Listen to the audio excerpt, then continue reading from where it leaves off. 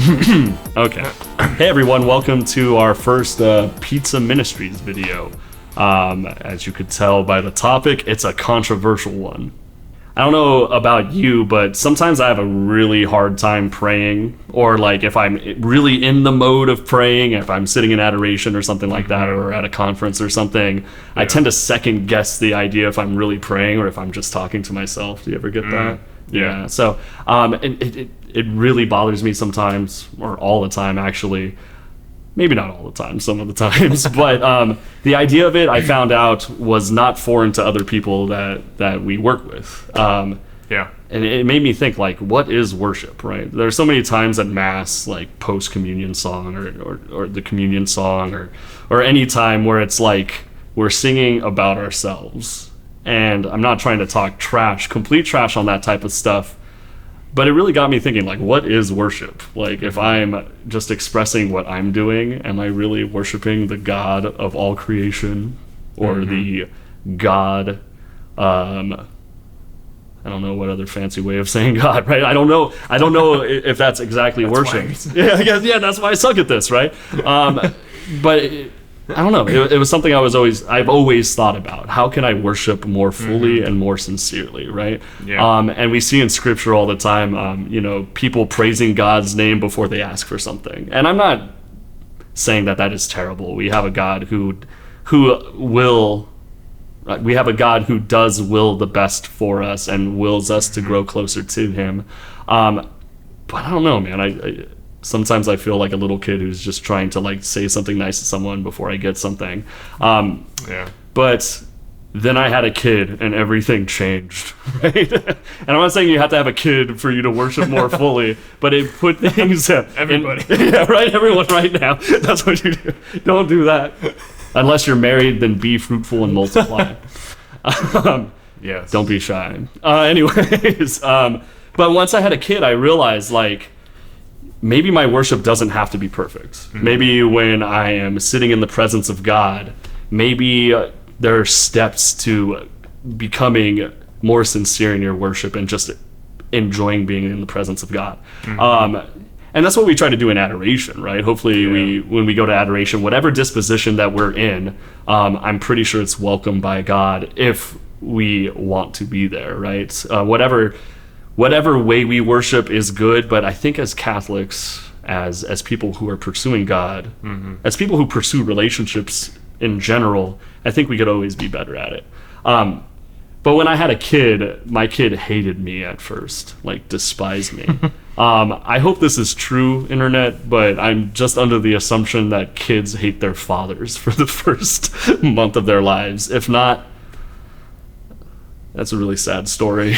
But for the first month, my kid hated me. And there was one time comment below. Comment below if I'm just a terrible father. But,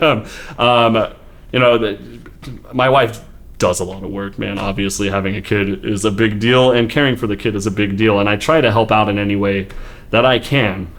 But when Reggie, that's my daughter's name, when she was first born, like I said, she despised me. And there was one day where, Brittany was kind of feeling that she needed to get out of the house, and our friend was having a birthday.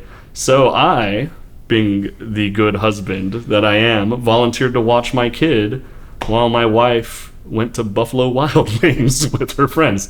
And she went, and the moment she left, my kid was just crying and crying and crying. And I'm not an emotional person usually, but after holding my kid for an hour straight of crying, I kind of lost hope in my skill as a father. So it felt really bad. I promise this story gets better. I spent days after that, maybe weeks after that, just like feeling that I was useless, right? Not even being able to get my kid to stop crying, right? But then we had our year 2 retreat pretty recently after that. And I realized that sometimes I just need to be there in the presence of God, right? And I always try to instruct the teens with that. I always try to help them along that process of whatever way they need to worship as long as it's just and not heretical.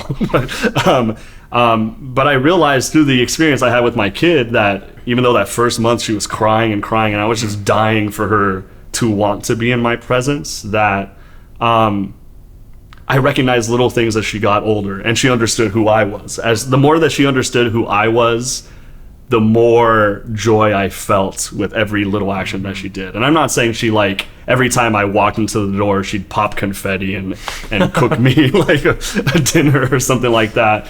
But it turned into things where she would turn her head to look at me. And that gradually grew to her, looking at me longer, or her actually wanting to be with me, or her smiling when I showed up, or her saying my name when I walked in, all that type of stuff. And I realized that's probably similar to how we need to grow in worship with God. Whether you're in that moment where you're just crying at the idea of going to see God, which we experience a lot with teens, right? Mm-hmm. We've seen the change, though. Whether you're at that point, sometimes just being able to acknowledge God's presence is enough, right? And I guarantee, and it took me a long time to realize this, I guarantee God finds joy in you just acknowledging him. But I guarantee there's more joy when you talk to him, like Reggie is starting to do now. When you're able to say his name, right? When you get excited, when you are in the presence of God, when you're excited to receive communion at Mass, right? These things grow more and more and more.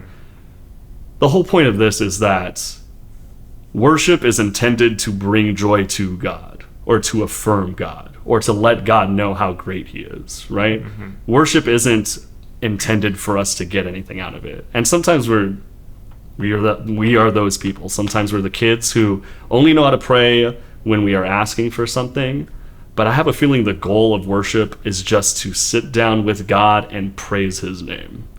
And so I guess that's the challenge, right? Next time you're in adoration, next time you're in Mass, can you reflect on how God great is and just thank him for his presence, Can you reflect on the traits of God that are just so tremendous that is unlike any being just to do it, right? Can you just sit there and praise God's name just to do it? And I have a feeling when you're able to do that, that's a pretty big goal to accomplish in our prayer lives. Mm-hmm.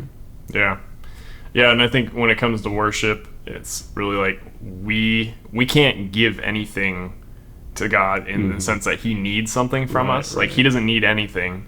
And so when we're talking about worship, it's like the only thing we can give is ourselves. Right. We can give ourselves to God. And so like if we're asking like what is worship, I think it's giving ourselves to God. Mm-hmm. And that can mean, when we feel really bored or we feel really bad, or we feel great, whatever it is. Mm-hmm. However, despite those feelings, that we're giving ourselves to God, that we're giving God that part of us. Mm-hmm. I know for me specifically, I'll go to adoration sometimes, and I'm just like so stuck in my head, where like my head is swimming with things that I need to get done, and then a couple minutes into it, I'm struggling with it, and I think, oh man, I should have a better prayer experience. I shouldn't be thinking about these things. And like in therapy and working as a therapist, we say like stop shoulding on yourself, right? Or it's like you should do this, I should do that, but it gets in the way. I misheard you completely. I really did. It is a euphemism. Okay.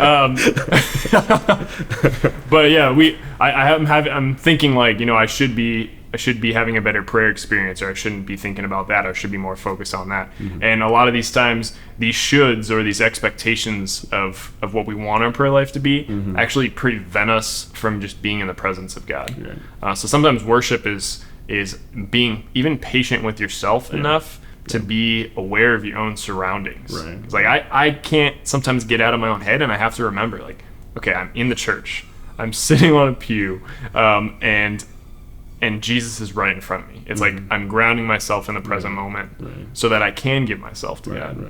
Right. I can get out of my own head for a little bit. And I think that's a good point, because we run a lot of retreats, and we see a lot of the retreatants have the Jesus high, right? They drink the Kool-Aid and they're bringing it out to the world, right?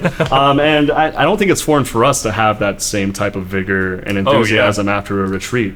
But I think it's reckless for us to think that disposition is going to stay forever. Mm-hmm. I know it's cliched and you hear it all the time, but when you get to encounter Christ and you learn to worship in the most unconditional way and you pursue God and his being, we find that in those little moments we're able to shift, right? Yeah. I don't think God is calling us to float across the world with the retreat high for the rest of our lives, but the only way we could live our lives sharing God's love is if we pursue an encounter with God's love, right? And that includes various liturgical things. We need to fully immerse ourselves in that. But we also, outside of that, have to fully immerse ourselves in all that God created. Like in us. I'm not an outdoorsy person, but people could look at a tree and freak out and see God's image in a tree. Saint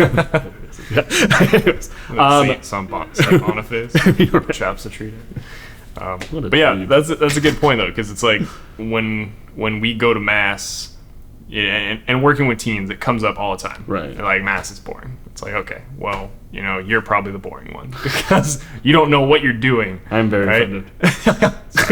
You're boring. No, but yeah, that's the thing is we go to mass and we're in our heads and we're not paying attention. Maybe we don't even understand what's behind each and every act of mass and the priest is doing, and that what we're called to do in that. And the crazy thing about mass is, and worship in general is, again, it's giving ourselves to God. It's like the only thing we can give ourselves, or the only thing we can give to God is ourselves. Yeah.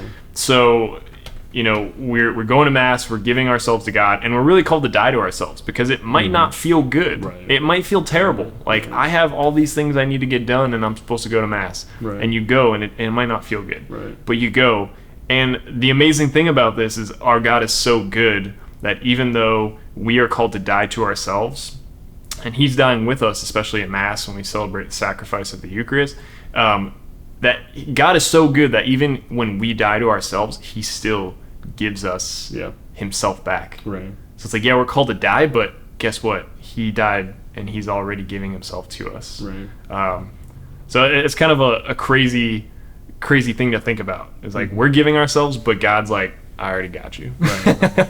I'm already giving you myself through the Eucharist and through the sacraments. And just to let you know, I think the only way to actually get comfortable with that is through everyday encounter with God. The only way that you could do that sincerely is if you actually pursue God. And that's challenging, right? Because like I said, it's easy to do that at a retreat, at a conference, and all that type of stuff. But can we challenge ourselves to do that every single day? Can we wake up with a daily devotion? It's not just to get us through the day with energy, but it's a glimpse of God so we can understand who God is more, right? Yeah. To go back to my story, I think that Reggie was able to react that way because she started to understand who I was. Before, I was just not mom, right? Right? But the only way that she was able to change that was the fact that I was able to be with her frequently. And it was through that experience that she got to know who I was. The reality is we're going to have to pursue that. As Catholics, we're going to have to pursue that experience to get to know God and fall in love with that. Because, I know it sounds cliche, we hear it at engaged encounters and stuff, but love is a choice, right? And the willingness to love God is sacrificial in nature, and it's definitely a choice, right?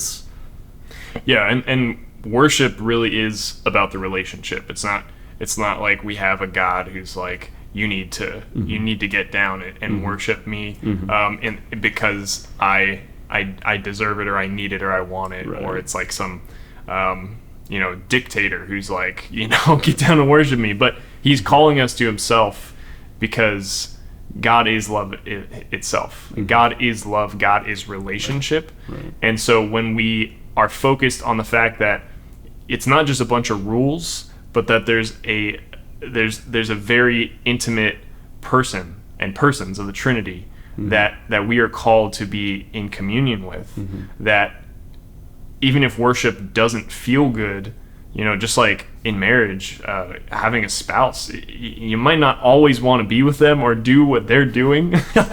Spoiler alert. You might have different hobbies, but that's the thing with God. It's even if it doesn't feel like, I really want to do this, we're making that act, that choice of love to give ourselves. Right. So I think it's important to realize, like, it's okay to not be super ecstatic about worship all the time or about prayer. Like, that's okay because that's not real. Right. It's about the relationship. It's not about the feeling. And the act and the choice of love and worship is more, it matters way more than the feeling. Right. And sometimes we'll have the feeling and that's wonderful, it's Right. awesome. But it's not absolutely necessary. Yeah. The feeling is a gift. Yeah. And it helps us to pursue it further, but like I said, it's probably reckless to rely on that. And sadly, we see that. Sadly, I want to rely on that. And I it have feels relied good. on that. Yeah, it does feel good. Consolation, but yeah. going to confession doesn't feel good sometimes, right? Yeah. All this type of stuff. But these sacrificial acts, whether it's your time, whether it's your energy, whether it's all that stuff, that's just going to reveal who God is more to you. And, you know, living our faith is tough, but, you know. So you might suck at worship, and that's okay. And I think really be patient with yourselves. We don't have it all figured out either. We suck at worship too. It's okay, but it's about the relationship. Yeah. It's about the struggle. It's about going deeper into our faith. For sure. So don't be afraid to suck at it, but you know, keep focused on the relationship. Yeah. Keep focused Yeah. on Christ. And sometimes it's good to recognize our suckiness because that makes us better. Oh yeah. Oh man, that sounds And bad. be patient. Oh, for sure, for sure. Recognize your weaknesses. Be patient with yourself. Right. Keep going. Get back up when you need Right. it. So yeah, we may suck at worship, but you know, I think that's okay. Go I think. make Oh God, yeah, that is not. Man, how many people will I offend if I make fun of that song? I hate "Go Make a Difference." That is sucky worship. Anyways, and it's not okay. But if you have any tips, any special devotionals, any habits that you have, feel free to leave a comment. Yeah. Do that type of stuff. And if you connected with anything we were saying about just not feeling it or struggles being in adoration or at mass, you know, we like to hear about those too because we share those things. And feel free to comment that. Or, We're definitely not hoarding all the ideas so we can make more content. So the mission of this is to create an avenue where we could share this type of stuff so we could see the face of God more clearly. Yeah. So thank you guys for watching our video. We'll see you guys soon. Yeah.